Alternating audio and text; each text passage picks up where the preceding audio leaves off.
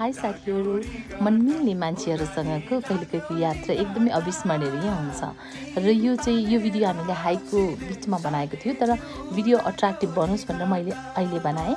अब चाहिँ हामी बेथान्चोकको लागि काठमाडौँबाट हिँड्छौँ। हामी चाहिँ बेथान्चोकको हाइकिङ ट्रिपमा हिँड्यौँ। अब हामी यहाँ मौसमजीलाई कुरेर बसिरहेको, मौसमजीले धोका दिनुभएको छ। आएपछि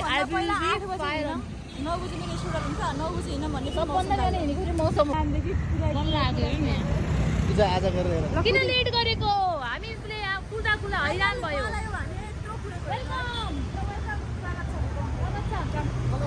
र यसरी चाहिँ म निर्मला, नवीन अनि मौसम चाहिँ बेथान्चोकको लागि हिँड्यो र बाटोमा हामी साथीहरूमा कुर्दै थियो।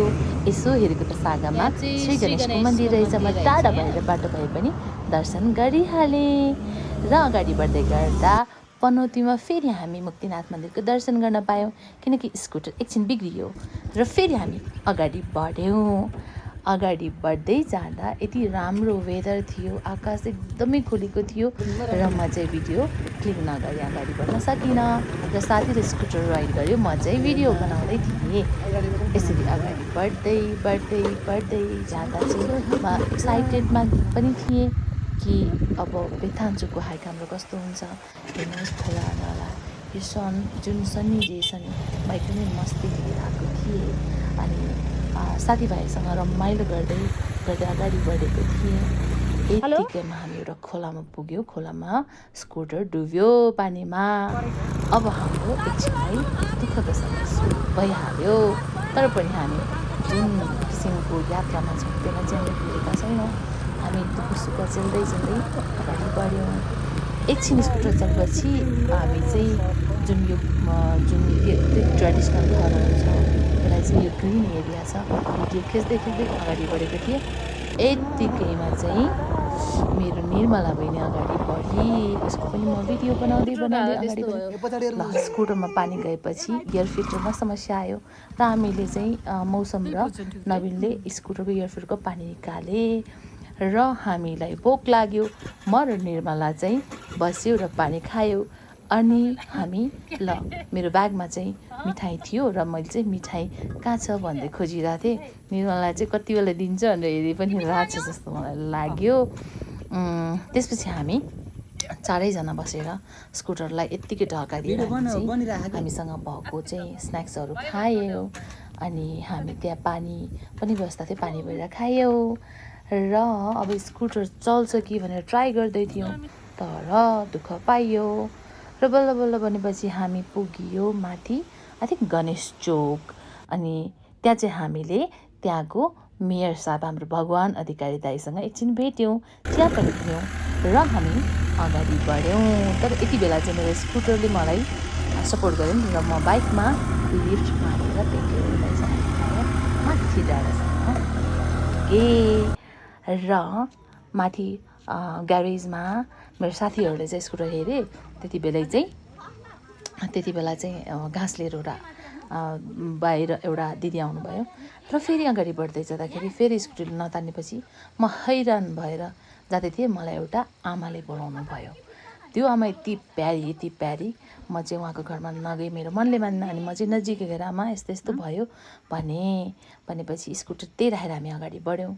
कति राम्रो पप्पी छ र बल्ल तल हामी पुगेको 8:30 बजे। तर हामी त्यो आमाकोमा चाहिँ चिया पनि पियौँ र रातिको 8:30 बजे चाहिँ हामी बस्ने चाहिँ रिसोर्टमा पुग्यौँ र थकान एकदमै थियो अनि त्यो छुट्टै समयको अनुभव पनि थियो। अनि हामी एकअर्कालाई साथ दिँदै अगाडि बढ्यौँ। Good morning. अब चाहिँ हामी बेथान्चोक हाइक चाहिँ अब हामी स्टार्ट गर्यौँ। गुड मर्निङ भन त। अब हाम्रो हाइक स्टार्ट हुन्छ, पछिको चाहिँ अपडेट हामी गराउँछौँ है। Okay, have a safe journey guys. Okay, thank you so much. Welcome. बधाई छ।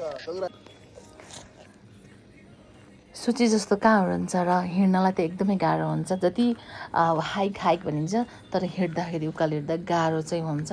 गाह्रो भए पनि कहिलेकाहीँ ग्रिन एरियामा प्रकृतिसँग झुम्दा अनि साथीभाइसँगको रमाइलो छुट्टै आनन्दको महसुस हुन्छ र यो ग्रिनी एरियालाई मजा लिँदै हामी अगाडि बढ्यौँ हल्का उकालो हल्का तेर्सो अनि एकदमै त्यो हिलो हिलो भए पनि रोड थियो अनि कति राम्रो भ्यू थियो यहाँबाट मैले गुड मर्निङ पनि भनेको छु र हामी पुग्यौँ थुम्कीमा पुगेपछि साथीहरू अगाडि गए म अलिक सुरुमा हिँड्न गाह्रो भयो किनकि मेरो जुत्तामा पनि प्रब्लम आयो तर तेर्सो बाटो आएपछि म मजाले हिँडेँ यत्तिकैमा हामी पुग्यौँ घोडा बाँध्दै अनि त्यसपछि फेरि हामी अगाडि बढ्यौँ म उनीहरूको भिडियो खिच्दै हिँडिरहेको छु उनीहरू मख छन् कि मैले भिडियो खिचेँ भनेर है तर म यो जुन पहाडको यो जङ्गलको पनि भिडियो क्याप्चर गरिरहेको थिएँ अगाडिपट्टि तिनीहरू किन बोल्यो भन्दा कुकुरलाई एउटा कालो कुकुर भेट भएको थियो उसले चाहिँ हामीलाई माथिसम्म साथ छोडेन र फर्किँदा पनि हामीसँगै फर्कियो यो एरिया यो बाटो चाहिँ काहीँ एकदमै अप्ठ्यारो छ र यतिकैमा हामीले भेट्यो रातो हैँसीहरू र हाम्रोतिर यसलाई भालु हैँसीहरू पनि भन्छ यसको मजा छुट्टै छ मेरो बहिनीले एक खाए तर हल्का अमिलो भएको हुनाले चाहिँ उसलाई गाह्रो पऱ्यो उकालो चढ्दाखेरि आनन्द तर यति बेला मैले एउटा भिडियो क्लिप्स बनाउन भनेर म फेरि ब्याक गएर अगाडि आएको थिएँ यति बेला चाहिँ म थाकेको जस्तो देखाएन किनकि भिडियो राम्रो बनाउन र मेरो साथी नवीन र काले कुकुर पनि अगाडि बढ्यो अनि म माथि गएर रमाइलो भने तर म तर्सेँ किनकि त्यहाँ ट्याङ्कीमा एउटा चाहिँ पानी आउने ठाउँ थियो र कालेले मसँग मलाई पनि चिजबल देऊ भनेर मागिरहेछ उसको आफ्नो स्टाइल छ हेर्नु न होइन रमाइलो भयो फेरि बोलिरहेछ हो ल हेर्नु त एकदमै बादल धुमलेको थियो तर पनि फेरि घाम देख्न पाइयो ओ माई गड तपाईँहरूले देख्नु भएको छ यत्रो जुका हामीले त्यहाँ देख्यौँ माई गड हाउ स्केरी त्यसपछि म भिडियोहरू खिच्दै अगाडि बढेँ रमाइलो भयो फेरि हामी रातो हैँसीहरू खानेतिर लाग्यौँ एकदमै मिठो थियो मैले खाएकोवाला चाहिँ गुलियोमा पनि थियो हेर्न न कति राम्रो छ एकदमै प्योर नेचरले हामीलाई दिएको फ्रुट्स हामी बाटोभरि थियो खाँदै अगाडि बढ्यौँ म खान्छु निरुले चाहिँ भिडियो खिच्छ त्यसपछि फेरि हाम्रो साथी सम्झी गएर रुखमाथि चढ्नुभयो हेर्दाखेरि चाहिँ डिफ्रेन्ट देखिन्छ उहाँ चाहिँ अलिकति रुख चढ्न माहिर हुनुहुँदो रहेछ अनि उहाँ चाहिँ रुख चढी देखाउनु भएको थियो हामीलाई अब चाहिँ साथीहरूको पालो भिडियो खेल्ने बहिनी र म हिँड्ने पालो आयो तर हामी चाहिँ यहाँ हल्का बिस्तारै अलिअलि नक्कल पारेर हिँडिरहेको थियौँ तर हिँड्न चाहिँ सकिन्छ साथीहरू तर यो काले कुकुरले जुन छ नि हामीलाई तर उसको नाम पनि काले हो अनि बहिनी र म अगाडि बढ्यौँ साथीहरू फेरि अगाडिबाट भिडियो खिच्नु भएको थियो तर जुन छ नि म अलिअलि बहिनीसँग चाहिँ पर्सनल कुरा पनि गर्दै थिएँ र हामी अगाडि बढ्दै थियौँ मेरो काँडाले मेरो आई थिङ्क कर्सेटमा गाह्रो बनाएछ ओके हामी अगाडि बढ्यौँ साथीहरू फोटो खिच्दैछन् म चाहिँ कालेसँग मक्ख पनि छु घरिघरि होइन अब यहाँ हाम्रो भिडियो सुरु हुन्छ बिहानीको नौलो नवीन यात्रासँगै सृजनाका पाइलाहरू मक्ख सबै प्रकृतिको यो मनोरम ओ मौसमसँगै मेरो निर्मल र निश्चल गन्तव्यमा छौँ हामी धेरै माया ओहो अब भोक लाग्यो हामीसँग जम्मा 5वटा चाउचाउ थियो 5वटामा सबले चाउचाउ खाए पानी परेपछि पनि हाम्रो यात्रा निरन्तरै रहेको छ यतिकैमा एकजना वडा अध्यक्ष तामाङ बा आउनुभयो उहाँ यस्तो मस्तको हुनुहुन्थ्यो उहाँको 10वटा 5वटा छ र 5वटा छोरी छ अरे पानी हेर्नु त हामी माथि जाउँ कि तल जाउँ कि के गरौँ भइरहेको थियो तर पनि हामी अगाडि बढ्यौँ हामी पिकमा पुगिसक्यौँ हेर्नु त पिक ठाउँमा पुगेको तर हामीले भ्यू चाहिँ हामीले हेर्न पाएनौँ तर पनि त्यो पानीमा त्यो छुट्टै अनुभव थियो 0 पोइन्टमा पुग्यौँ पुग्यो भनेर मक्ख छु म थ्याङ्क यू एभ्रिबडी ल निरु मेरो गफ आयो फेरि यहाँ माई गड हाम्रो गफ छुट्दैन होइन नवीन छोराछोरी जति खेलाउने जन्म मौसम मक्क परेर हेरिरहेको थिएँ यति बेला पहिला जन्माने अनि बेला खेलाउने पहिला खेलाउने अनि जन्माउने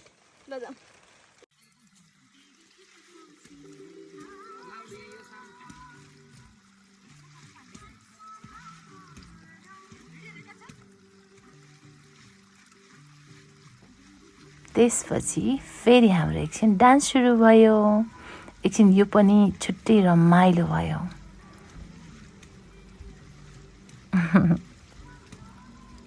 सबै आफ्नो तालमा एकदमै अविस्मरणीय रह्यो हाम्रो यात्रा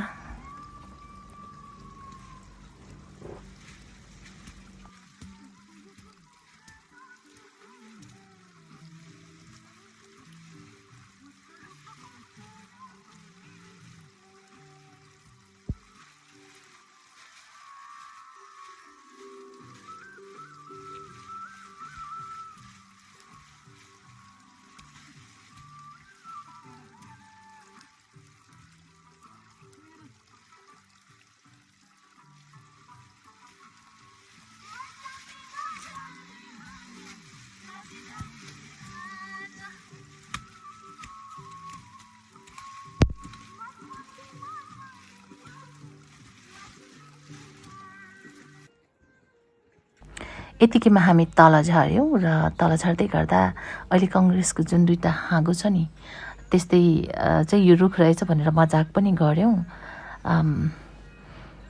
त्यही हो आफ्नो कुराहरू याद आउँछ जहाँ भए पनि जहाँ रहे पनि र ओह्रालो झर्दै गर्दा मौसमले मेरो भिडियो बनाइदिन भन्नुभयो र हामीले भिडियो बनाइदियौँ त्यसपछि हामी तल झऱ्यौँ